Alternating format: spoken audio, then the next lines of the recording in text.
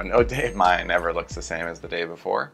I think there's like kind of core pieces that I need in each of my days. The first is, I need to realistically get some decent sleep. I think a lot of people undervalue sleep tremendously, but if I have some, call it 6 hours at least, then I'm certainly energized. First thing in the morning, before I ever reach for my phone, and I sleep with my phone in a different room on airplane mode.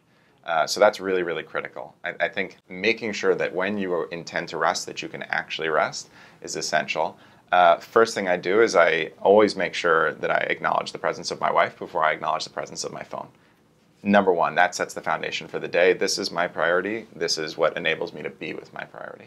The second thing is, in my day, like I have a tall glass of water, hydration, and then as soon as I'm on and then I start working, I try and get the low priority things covered that aren't going to distract from my day, and then to the best that I can, I write out my 3 priorities. Like, what are the, Seth Godin has this phrase, eat the frog. What's the big scary thing? And I try and make sure that I've written down, here are the 3 things that will move the needle today. Because I think so many of us, we spend so much of our time checking off the small wins that we feel good and think, okay, I was productive today. But it allows us to ignore the big scary stuff. So I make sure at the start of my day, I list out, here are the 3 things that will move the needle that I have to get done today. And if I don't accomplish all 3, then essentially the day was a failure.